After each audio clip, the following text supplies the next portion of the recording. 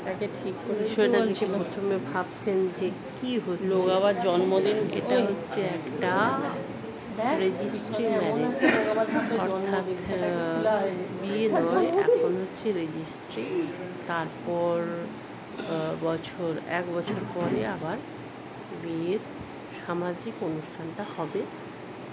কারণ এদের এই যে আমাদের তাপসের মেয়ে এই হচ্ছে দাদু মারা গেছে রিসেন্ট, না হলে কিন্তু এই বৈশাখী ওদের তোমার বন্ধু হয়ে যেত। তাই দাদু কিন্তু মারা গেছে অসুচ, তাই ওদের এখন সামাজিক অনুষ্ঠানটা খায়নি বেছে। তাই এখন ওই রেজিস্ট্রি ম্যারেজেই থাকবে। তারপর যখন ওদের অসুচটা কেটে যাবে 1 বছর পরে, তারপর ওদের সামাজিক অনুষ্ঠানটি হবে। আর যেহেতু ওদের অসুচ আছে, ওরা আমাদের খুব পরিচিত, খুব ক্লোজড, এবং মানে ওদের সঙ্গে আমাদের বলতে পারেন খুব ভালো সম্পর্ক। এতটাই ভালো সম্পর্ক যার জন্য ওদের এই অনুষ্ঠানটা আমরা আমাদের বাড়িতে করালাম। কারণ ওদের বাড়িতে এটা হবে না, ওদের বাস্তুতে হবে না, পুরোহিত বলেছে।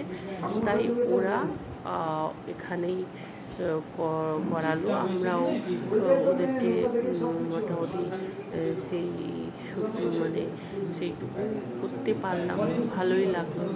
আর যেহেতু আমার মেয়ে নেই, মানে এই যে অনুষ্ঠানটা খুব ভালোই লাগলো, মজা হলো।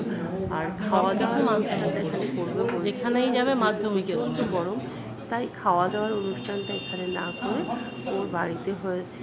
আর আমরাও সেখানে খেতে যাব। কি অবস্থা দেখুন, এতগুলো মানুষের সামনে বসে কি সত্যি অস্বস্তিকর লাগে একজন মেয়ের পক্ষে, বিশেষ করে। আর এই দেখুন সই করাচ্ছে, সইটা হচ্ছে, আর সবাই সামনে বসে আছে। তার সামনে বসে থাকা সত্যি খুবই যন্ত্রণার বলতে পারেন, কষ্টেরও বলতে পারেন একটা মেয়ের পক্ষে। আর ছেলেদের আর কি, ওরা তো ভালোই, ওদের আর কি।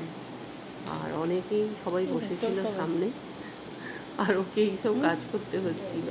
ও একটু লজ্জা পাচ্ছিল, তবে লজ্জাটা খুব একটা পায়নি, কারণ তাপসের এখন সিরে সংক্রান্তি, ওই যে আবার দিনের আলাপ। আর সবাই মোটামুটি পরিচিত, তাও বিয়ে বলে কথা, লজ্জা তো একটু থাকবেই। এই হচ্ছে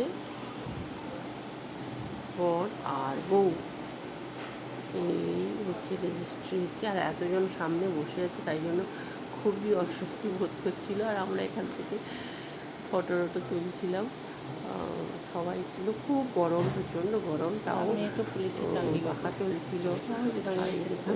আমরা সবাই সামনে ছিলাম, আর ওখানে বসেছিল। হচ্ছে রেজিস্ট্রি ম্যারেজের অনুষ্ঠানটি হচ্ছিল।